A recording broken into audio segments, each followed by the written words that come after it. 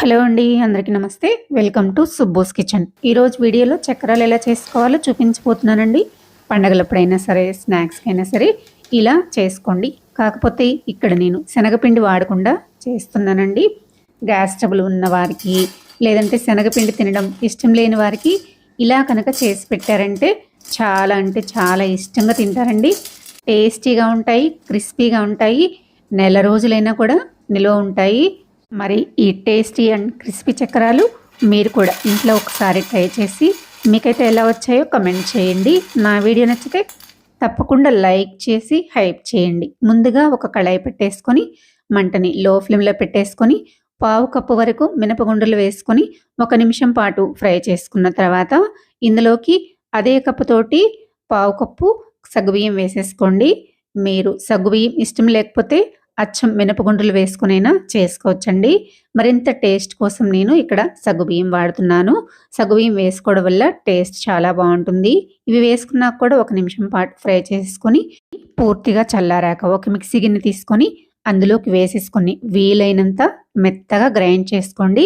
ఈ విధంగా గ్రైండ్ చేసుకున్న పిండిని ఒక జల్లెడ తీసేసుకొని జల్లెడలో జల్లించుకోవాలండి. మీకు ఎక్కువ నూక కనుక వస్తే మళ్ళీ ఒకసారి మిక్సీ పట్టేసుకొని ఇలా జల్లించుకోండి. ఎక్స్ట్రా ఉన్న నూకని ఇలా తీసి పక్కకు పెట్టేసుకొని ఇప్పుడు ఇందులోకి ఆల్రెడీ జల్లించి పెట్టుకున్న 3 కప్పుల వరకు వరిపిండిని వేసుకోండి.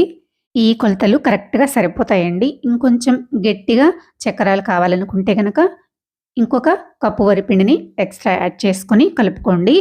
పిండి వేసుకున్నాక మొత్తం బాగా కలిసిపోయేలాగా కలిపేసుకొని ఇందులోకి 1.5 స్పూన్ వరకు సాల్టు, అలానే 1.5 స్పూన్ వరకు కారము, 1 టేబుల్ స్పూన్ వరకు వాము చేతిలో వేసేసుకొని ఇలా క్రష్ చేసుకొని వేసుకోండి. మీకు నువ్వులు వేసుకోవడం ఇష్టమైతే 1 టేబుల్ స్పూన్ నువ్వులు కూడా యాడ్ చేసుకోవచ్చండి. ఇలా ఇవన్నీ వేసుకున్న తర్వాత ఒకసారి బాగా కలిసిపోయేలాగా కలిపేసుకున్న తర్వాత ఉప్పు కారం సరిపోయిందో లేదో చెక్ చేసుకొని మీకు తగ్గట్టుగా మీరు వేసేసుకొని ఇలా కొంచెం కొంచెం వాటర్ వేసుకుంటూ పిండిని కలిపేసుకుందామండి. ఇందులో వెన్నపూస కానీ, లేదంటే వేడి నూనె కానీ, లేదంటే వేడి నీళ్ళు కానీ ఇలాంటివి ఏమీ యాడ్ చేసుకోవడం లేదండి. అలా యాడ్ చేసుకోకపోయినా కూడా చక్రాలు బాగా క్రిస్పీగా వస్తాయండి. చూసారు కదా!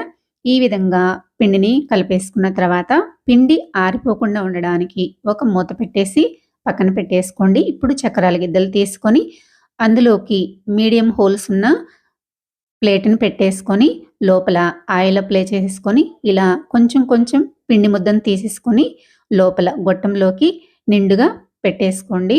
చూసారు కదా! ఈ విధంగా పెట్టేసుకున్న తర్వాత పిండి మీద మూత పెట్టేసుకోండి. ఇప్పుడు కళాయిలో తగినంత ఆయిల్ హీట్ చేసుకున్న తర్వాత చక్రాన్ని ఒత్తుకోవాలండి. మనం చక్రం ఒత్తుకునేటప్పుడు ఆయిల్ బాగా హీట్ అవ్వాలి. ఇలా చక్రం ఒకవైపు ఫ్రై అయిపోయిన తర్వాత రెండో వైపు కూడా టర్న్ చేయండి. రెండో వైపు కూడా బాగా ఫ్రై అయిపోతుంది. చూసారు కదా! ఈ విధంగా టర్న్ చేసుకొని 2 వైపులా మంచి కలర్ వచ్చేంత వరకు ఫ్రై చేసేసుకొని ఈ చక్రాన్ని తీసేసి పక్కన ప్లేట్‌లోకి పెట్టేసుకోండి. ఇదే విధంగా అన్ని చక్రాలు చేసేసుకున్నానండి. నాకైతే చాలా బాగా వచ్చాయి. చాలా క్రిస్పీగా చాలా అంటే చాలా బాగున్నాయండి. ఈ పిండితో ఇలా పెద్ద చక్రాలే కాకుండా రౌండ్‌గా చిన్న చక్రాలు కూడా చేసుకోవచ్చండి. ఎలా చేసుకున్నా బావుంటాయి. ఇలా చేసుకున్న చక్రాలన్నింటినీ కూడా ఒక ప్లేట్‌లోకి పెట్టేసేసుకొని వీటిని పూర్తిగా చల్లారనివ్వాలి. చల్లారిన తర్వాత ఒక డబ్బాలో స్టోర్ చేసుకున్నారంటే నెల రోజుల వరకైనా నిల్వ ఉంటాయండి. చాలామందికి గ్యాస్ ట్రబుల్ ప్రాబ్లమ్ ఉండడం వలన శనగపిండితో చేసిన చక్రాలు తినడానికి అసలు ఇష్టపడరు కదండీ! అలాంటి వాళ్ళకి ఇలా గనక చేసి పెట్టారంటే చాలా ఇష్టంగా తింటారు. చాలా బావుంటాయి కూడా. తప్పకుండా మీరు కూడా ఇలా ట్రై చేసి మీకైతే ఎలా వచ్చాయో కామెంట్ చేయండి. వీడియో నచ్చితే లైక్ చేసి సబ్స్క్రైబ్ చేసుకోండి. షేర్ చేయండి. మరో మంచి వీడియోతో మళ్ళీ కలుద్దాం. Thanks for watching.